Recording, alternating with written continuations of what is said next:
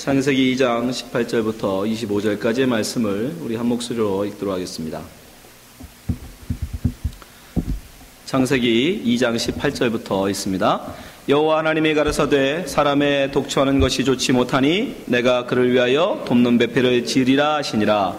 여호와 하나님의 흙으로 각종 들짐승과 공중의 각종 새를 지으시고 아담이 어떻게 이름을 짓나 보시려고 그것들을 그에게로 이끌어 이르시니 아담이 그 각 생물을 일컫는 바가 곧 그 이름이라. 아담이 모든 육축과 공중의 새와 들의 모든 짐승에게 이름을 주니라. 아담이 돕는 배필이 없으므로 여호와 하나님이 아담을 깊이 잠들게 하시니 잠들매 그가 그 갈빗대 하나를 취하고 살로 대신 채우시고 여호와 하나님이 아담에게서 취하신 그 갈빗대로 여자를 만드시고 그를 아담에게로 이끌어 오시니 아담에게로 되 이는 내 뼈 중에 뼈요 살 중에 살이라. 이것을 남자에게서 취하였은즉 여자라 칭하리라 하니라. 이러므로 남자가 부모를 떠나 그 아내와 연합하여 둘이 한 몸을 이룰지로다. 아담과 그 아내 두 사람이 벌거벗었으나 부끄러워 아니하니라. 아멘. 오늘 창세기 강의 16번째 시간으로 결혼에 담긴 구원이라는 제목 가지고 말씀 나누겠습니다. 우리가 지난 시간에 선악과와 생명나무에 담겨있는 하나님의 뜻이 무엇인지를 배웠습니다. 결국 우리 인간은 선악과를 따먹을 수밖에 없고 그래서 죄를 지을 수밖에 없는데 예수 그리스도께서 그 죄인된 우리를 위해서 생명나무 열매를 우리로 하여금 먹게 해주시는 것, 그것이 구원이라고 말씀드렸습니다. 그 구원의 이야기, 바로 선악과의 얘기가 바로 끝나고 바로 뒤에 오늘 본문이 붙어 있습니다. 여러분들 그것을 잊으시면 안 됩니다. 그래서 우리가 바로 그 선악과를 따먹고 인간이 나중에 죽게 되는 그 이야기 바로 뒤에 하나님께서는 결혼 이야기를 붙이셔서 이 결혼에 담겨있는 하나님의 구원의 계획이 있음을 우리에게 암시해주고 계시는 겁니다. 자, 오늘 이 아담과 하와의 결혼을 통해서 과연 그 속에 어떤 하나님의 구원의 계획을 담고 계신지 우리 한 절씩 살펴보도록 하겠습니다. 먼저 하나님께서는 아담의 독초하는 것을 좋지 못하다라고 말씀하십니다. 자, 18절 말씀 보세요. 여호와 하나님이 가라사대 사람의 독초하는 것이 좋지 못하니 내가 그를 위하여 돕는 배필을 지으리라 하시니라. 하나님께서 분명 앞에 1장 2장에서 하나님이 천지를 창조하시고 모든 지으신 것을 보시기에 좋다라고 하셨습니다. 그랬던 하나님께서 왜 갑자기 마음을 바꾸셔서 아담을 보면서 야, 너 독초하는 게 보기 좋지 않다라고 말씀하실까요? 분명히 하나님께서 아담만 지으신 거잖아요. 그렇죠? 아담을 지으실 때 한 번에 여러 명을 지을 수 없으셨을까요? 얼마든지 하실 수 있습니다. 그럼에도 불구하고 분명 하나님께서 아담 홀로 만들어 놓으시고 처음에는 좋다 하셨던 하나님께서 왜 갑자기 보기에 좋지 않다라는 말씀을 하실까요? 그것은 바로 위에 있는 18절 바로 위에 있는 17절 말씀에서 우리는 그 이유를 알 수 있습니다. 17절이 어떻게 끝납니까? 자, 창세기 2장 17절 선악을 알게 하는 나무의 실과는 먹지 말라. 내가 먹는 날에는 정령 죽으리라 하시니라. 이 죽음에 대해서 하나님의 말씀에 불순종하여 죽게 되어질 사람에 대해서 말씀하신 뒤에 바로 아담의 독초함을 이야기하고 계십니다. 그 무슨 뜻입니까? 바로 여기서 우리가 하나님을 떠나 하나님 말씀에 불순종하여 죽게 됨이 무언지를 암시하고 계시는 거예요. 말씀하고 계시는 거예요. 너희가 생명나무 이전에 선악과 명령 이전에는 하나님 보시기에 좋았지만 이제 선악과 나무를 말씀하신 이후에 너희가 죽음이라는 것을 당하게 될 텐데 그 죽음이라는 건 뭐냐면 그것은 하나님과 동거하던 내가 하나님에게서 떨어져 나가는 거예요. 하나님과 함께했던 너가 이젠 하나님과 떨어져 나가 홀로 거하게 되는 거, 그게 곧 죽음이다. 그것은 하나님 보시기에 좋지 않다라는 것을 말씀하고 계시는 거예요. 그러면 그 떨어져 나가 독초하게 된 그가 어떻게 다시 하나됨을 회복할 수 있느냐 말이에요. 어떻게 하나님과 다시 하나 되어지는 그런 모습으로 돌아올 수 있는가, 그것을 하나님이 결혼이라는 것으로 보여주시는 거예요. 아담을 대신하여. 사실 하나님께서는 이것을 우리에게 보여주시기 위해서 이스라엘 민족, 죄를 짓고 하나님을 떠나간 이스라엘 민족을 향해서 하나님이 뭐라고 말씀하시냐면 배역한 자들아 돌아와라. 내가 네 신랑이다. 내 네 남편이다 라고 말씀하세요. 예레미야 3장 14절 보세요. 나 여호와가 말하노라. 배역한 자들아 배신한 자들, 하나님 말씀에 불순종한 자들, 돌아오라, 나는 너희 남편임이라. 남편을 떠나서, 신랑을 떠나서, 하나님을 떠나서 나간 것은 마치 남편을 떠나 나간 여인과 같다는 거예요. 신부와 같다는 거예요. 그건 독초함이고 그것은 보기에 좋지 않음이다라는 거예요. 그러면 어떻게 다시 회복할 수 있다? 다시 결혼이라는 것을 통해서. 그래서 한몸됨을 다시 결혼이라는 것을 통해서 한몸 되어짐으로 회복할 수 있다라는 것을 말씀해 주시기 위해서 보기에 좋았다고 말씀하셨던 아담을 일컬어 갑자기 독초하는 건 좋지 않다라고 말씀하시는 거예요. 그럼 하나님은 어떻게 아담을 결혼시키시는가? 그 신부로 맞이하시는가? 이제 아담이 하나님의 역할을, 신랑의 역할을 대표합니다. 그 신랑이 어떻게 그 신부를 맞이하는지를 한번 잘 보세요. 제가 전에 일맥상통이라는 설교 제목 가지고 세 번째 시간에 분명히 이 본문 가지고 여러분에게 말씀을 전한 기억이 나는데, 그때는 결혼이라는 것에 포커스를 뒀지만 오늘은 그 결혼의 당사자인 신부의 포커스를 둘 겁니다. 자, 어떻게 신랑이신 예수님, 하나님이 그 신부를 맞이하는지 한번 잘 보세요. 첫 번째, 아담에게서, 신랑 아담에게 배필을 구해주시려고 하나님께서 제일 먼저 누구를 데려옵니까? 각종 들짐승과 날짐승들을 데려옵니다. 자, 19절 20절 보세요. 여호와 하나님의 흙으로 각종 들짐승과 공중의 각종 새를 지으시고 아담이 어떻게 이름을 짓나 보시려고 그것들을 그에게로 이끌어 이르시니 아담이 각 생물을 일컫는 바가 곧 그 이름이라. 아담이 모든 육축과 공중의 새와 들의 모든 짐승의 이름을 주니라. 아담이 돕는 배필이 없으므로. 자, 하나님께서는 아담에게 너가 독초하는 건 좋지 않은 거야 라고 말씀하셨어요. 그래서 너는 돕는 배필이 필요하다는 것을 아담이 알았습니다. 그래서 첫 번째 그 돕는 배필, 배우자로서 후보, 제일 첫 번째 후보는 누구예요? 들짐승입니다. 세상의 모든 짐승들을 하나님 일부러 아담에게 데려와요. 근데 아담이 그 짐승들의 이름을 주어주는데 그 어떤 짐승에게도 자기의 돕는 자라는 이름을 주지 않아요. 여러분 잘 아셔야 돼요. 사자는 우리가 지금 아담이 사자라고 줘놨으니까 사자라고 생각하는 것이지 그전에는 없었어요. 이름이 아담이 줘준 거예요. 사자라고. 여러분 대부분 이렇게 이렇게 그 멋있는 이런 산신령 이런 사람들을 꼭 뭐 하나씩 데리고 다니죠. 예? 뭐 말을 타고 다니거나 백마, 아니면 유니콘, 막 하늘을 날아다니는 말을 타고 다니거나, 아니면 뭐 호랑이를 타고 다니거나, 하다못해 사자라도 타고 다니잖아요. 그죠? 근데 아담은 그런 것들로 자기의 헬퍼를 삼지 않았단 말입니다. 자기의 짝으로 삼지 않았어요. 자기의 돕는 자로 삼지 않았단 말이에요. 사자를 만약에 자기의 보디가드로 삼고 싶었으면 너는 나의 보디가드라고 이름을 줘주면 그가 이제부터 그의 보디가드가 되는 겁니다. 그런데 아담은 그렇게 이름을 줘주지 않았다는 거예요. 아무에게도, 짐승들에게는 그냥 사자는 사자, 호랑이는, 우리가 알고 있는 호랑이는 호랑이, 말은 말이라고 이름을 줬어요. 그러자 하나님께서는 그렇게 아담은 하나님의 자기에게 뭘 원하시는지를 분명히 알고 있었어요. 그런 지혜의 사람이었으니까 아담은. 그래서 그 세상 만물 중에는 그 어떤 것도 자기의 헬퍼로 삼지 않습니다. 그런데 타락한 인간들은 그렇지 않아요. 오히려 타락한 인간들은 세상의 것으로 자기의 헬퍼를 삼고 자기의 아내를 삼고 자기의 배필로 삼는다는 겁니다. 창세기 6장 1절 보세요. 사람이 땅에 번성하기 시작할 때에 그들에게서 딸들이 나니 하나님의 아들들이 사람의 딸들의 아름다움을 보고 자기들의 좋아하는 모든 자로 아내를 삼는지라. 아담은 그 많은 들짐승이 있었지만 거기에도 예쁜 짐승이 있었을 거 아닙니까?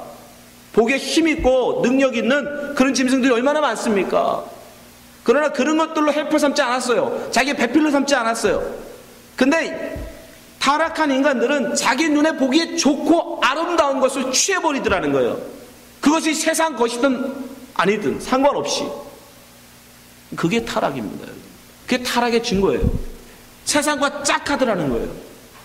그 하나님의 그 결과로 그들에게 어떤 징벌을 내리십니까? 6장 3절 보세요. 여호와께서 가라사대 나의 신이 영원히 사람과 함께 하지 아니하리니. 그들과 함께 하지 않으시겠대. 그들을 독초하게 내버리시겠대요. 그들은 홀로. 왜? 자기 힘으로 세상을 자기의 짝으로 삼고 자기 힘으로 살아가니까 그럼 너 네 힘대로 살아봐. 네 능력껏, 네 지혜 살아봐 라고 그들을 독초자로 버리시겠다는 겁니다. 여러분, 우리는 결코 세상 만물 그 어떤 것도 여러분의 짝이 되어서는 안 됩니다. 여러분의 헬퍼가 되어서는 안 돼요. 그들에게 여러분에게 도움을 구해서는 안 됩니다. 세상, 성경에서는 짐승을 세상으로 비유해요. 이 세상의 그 어떤 것도 여러분을 도울 수 없습니다. 마치 돈이 도울 것 같고 권세가 우리를 도울 것 같고 명예가 우리를 크게 도와줄 것 같지만 여러분, 결코 우리는 그것과 함께 멍에를 메고 짝하여 함께 갈 수는 없는 겁니다. 고린도후서 6장 14절, 너는 믿지 않는 자와 멍에를 같이 하지 말라. 의와 불법이 어찌 함께하며 빛과 어둠이 어찌 사귀며 그리스도와 벨리알이 어찌 조화되며 믿는 자와 믿지 않는 자가 어찌 상관하며 하나님의 성전과 우상이 어찌 일치되리요. 우리는 살아계신 하나님의 성전이라. 이와 같이 하나님께서 가라사대 내가 저희 가운데 거하며 두루 행하여 나는 저희 하나님이 되고 저희는 나의 백성이 되리라. 어떻게 하나님이 우리 가운데 거하시고 우리는 하나님의 백성이 됩니까? 우리가 세상과 짝하지 않을 때, 우리가 세상 가운데 구별되어질 때, 그 세상 가운데 우리가 섞이지 아니할 때, 여러분, 우리는 하나님과 거할 수 있는 거예요. 세상에서 여러분의 짝을 찾지 마세요. 아담은 그걸 알았어요. 그래서 세상 그 어떤 것들, 세상 그 어떤 짐승, 어떤 것에도 그는 배필을 구하지 않았습니다. 그래서 하나님께서 두 번째 그 신부로, 그 신랑의 신부로 누굴 데려와요? 그 몸에서 난 자를 데리고 옵니다. 창세기 2장 21절 보세요. 여호와 하나님이 아담을 깊이 잠들게 하시니 잠들매 그가 그 갈빗대 하나를 취하고 살로 대신 채우시고 여호와 하나님이 아담에게 취하신 그 갈빗대로 여자를 만드시고 그를 아담에게로 이끌어 오시니. 그랬더니 이제 들짐승, 세상의 것이 아니라 그 신랑의 몸에서 낳은, 그 신랑의 몸에서 빼내어 만든 그 여자를 데리고 옵니다. 그랬더니 사실 여자라고 그 당시 이름이 없었어요. 아무튼 그 어떤 것을 데리고 와요. 그랬더니 아담이 어떻게 해요? 그에게 여자라는 이름을 지어줍니다. 23절, 아담이 가로되 이는 내 뼈 중에 뼈요 내 살 중에 살이라. 이것을 남자에게서 취하였은즉 여자라 칭하리라 하니라. 내 뼈 중에 뼈요 살 중에 살이라는 건 뭐예요? 너는 나의 일부다라는 거예요. 너는 나의 반쪽이다라는 거예요. 너는 나의 짝이다라는 거예요. 그래서 이름 주어진 이 여자라고 번역된 이샤라는 말이 여자라는 번역도 하지만 다른 말로 아내라고도 번역해요. 그러니까 자기 몸에서 낳은 어떤 그것을 향해서 아담이 뭐라고 그러냐면 네가 나의 배필이야 라고 말했단 말이에요. 세상의 들짐승은 아니고 내 몸에서, 신랑의 몸에서 낳은 어떤 것, 그것만이 나의 뭐다? 신부가 된다. 여러분 잘 기억하셔야 돼요. 그래서 하나님은 그 이샤, 이 여자를 그 아담과 결혼을 시키시는 거예요. 24절, 이러므로 남자가 부모를 떠나 그 아내와 연합하여 둘이 한 몸을 이룰지로다.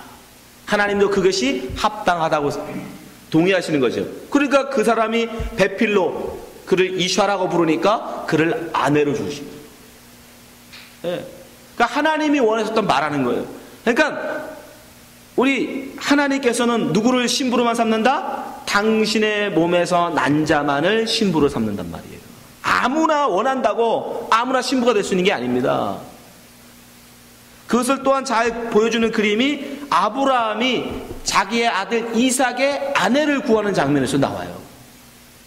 네? 하나밖에 없는 그 아들을 위해서 신부를 구하는데 어디서 구해오라고 그래요? 내 친척 본토 집에 가서. 보세요. 창세기 24장 1절. 아브라함이 나이 많아 늙었고 여호와께서 그의 범사에 복을 주셨더라. 아브라함이 자기 집 모든 소유를 맡은 늙은 종에게 이르되 청컨대 내 손을 내 환도뼈 밑에 넣어라. 내가 너로 하늘의 하나님 땅의 하나님이신 여호와를 가리켜 맹세하게 하노니 너는 나의 거하는 이 지방 가나안 족속의 딸 중에서 내 아들을 위하여 아내를 택하지 말고. 세상의 것으로, 이 세상 짐승에 있는 것들 중에서 아내를 택하지 말라는 거예요.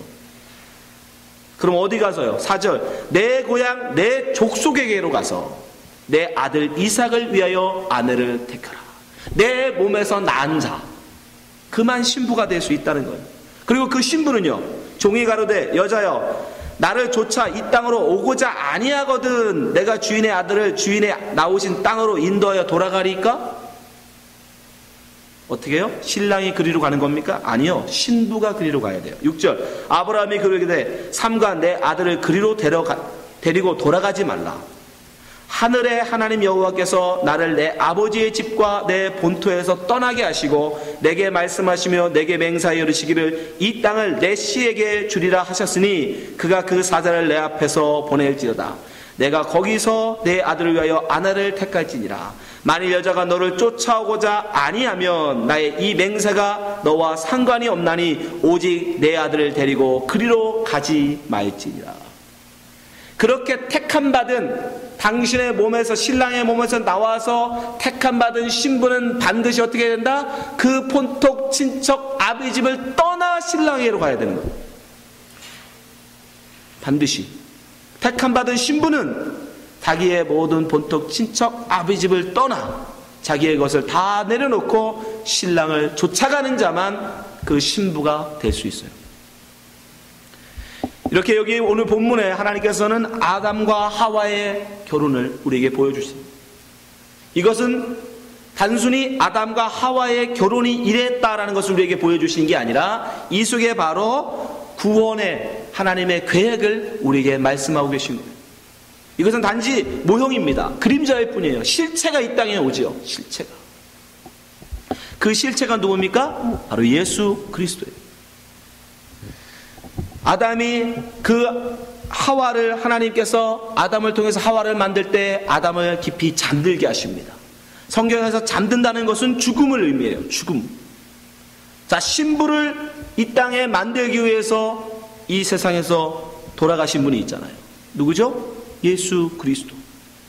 우리 예수 그리스도께서 당신의 신부인 교회를 이 땅 가운데 탄생시키시기 위해서 십자가에 죽으신단 말이에요.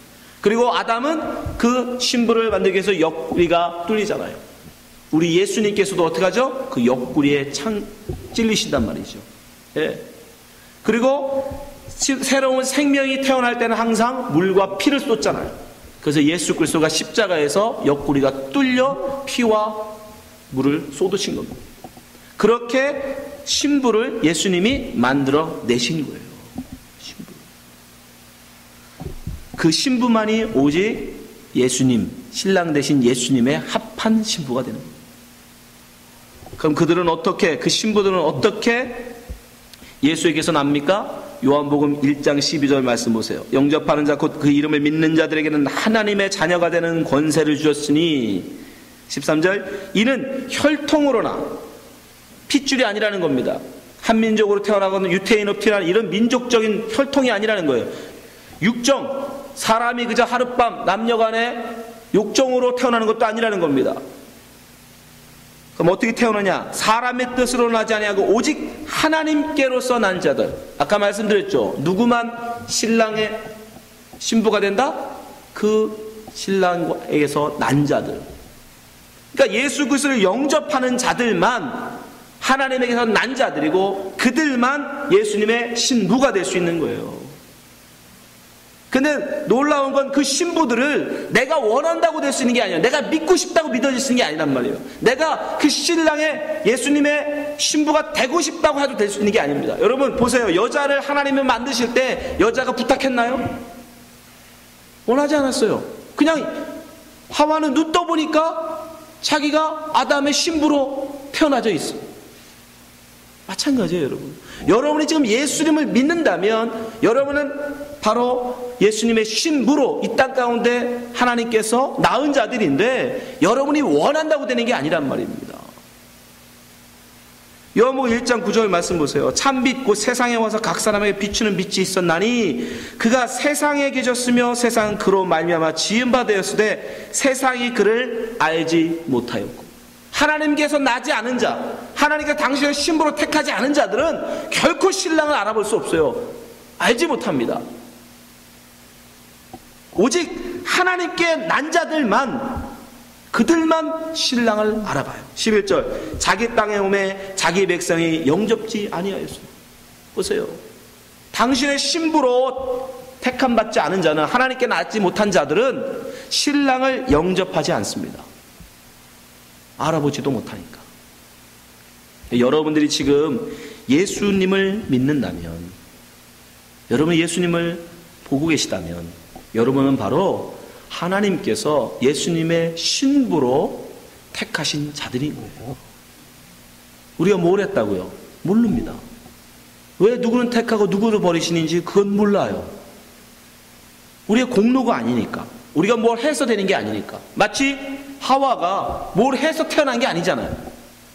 100일 기도를 한 것도 아니고, 누구처럼 굴에 들어가서 마늘하고 파만 먹고 100일 동안 정성을 들인 것도 아니고, 그냥 눈 떠보니까 신랑의 신부로 나져 있어요. 그럼 그 신부는 어떻게 해야 됩니까? 그냥 감사밖에 할 게 없는 거예요. 나를 어떻게 눈뜨게 하셔서 당신의 신부로 삼으셨는가. 그래서 그 은혜에 감사와 찬송밖에 할 바에 없는 겁니다. 구원은 바로 그런 거예요. 여러분의 구원도 마찬가지입니다. 우리가 무엇을 해서가 아닙니다. 그냥 하나님을 우리로 이 땅에 이 어두운 세상 가운데 빛을 알아보는 자로 우리를 지으시고, 우리로 하여금 그 빛 대신 예수님을 영접하게 하셨어요. 그 영접했더니 우리는 뭐가 돼요? 예수님의 신부가 되는 거예요. 이게 얼마나 감사할 일이에요. 네. 그 구원의 계획, 하나님께서 그 구원을 어떻게 이루어 가실지 하나님께서 우리에게 지금 설명하고 계신 겁니다. 이것을 보다 더 구체적으로, 좀 더 구체적으로 계속 성경은 설명해 나갈 거예요. 여러분들이 항상 이 사실을 기억하세요. 내가 왜 예수 믿는 자가 됐는가? 하나님의 은혜로 말미암아. 하나님이 그저 당신의 아들 예수 그리스도 옆구리를 찢어 그 살과 그 피로 우리를 만드신 거예요. 신부 만드시려고. 그러니 우리는 그저 하나님 앞에 감사할 것밖에 없는 겁니다. 그 사실을 아는 여러분, 하나님 앞에 늘 감사하시고 하나님 앞에 늘 경배하시기 바랍니다. 이것이 바로 이 결혼에 담긴 하나님의 구원의 계획입니다. 기도하겠습니다. 하나님 아버지, 우리로 하여금 당신의 백성 삼아주시니 감사합니다. 예수 그리스도의 신부로 삼아주시니 감사합니다. 우리가 무엇 했다고, 우리가 무슨 자격이 있다고 우리를 당신의 신부 삼으십니까? 그저 하와가 정말 지음받았듯이 우리 역시 그저 예수님의 신부로 지음받았을 뿐입니다. 그러나 우리가 어찌 하나님을 감사하지 않을 수 있겠습니까? 우리가 어찌 하나님을 찬송하지 않을 수 있겠습니까? 날마다 숨쉬는 순간마다 주님을 찬송하며 주님을 예비하며 살게 하여 주옵소서. 예수님 이름으로 기도합나이다. 아멘.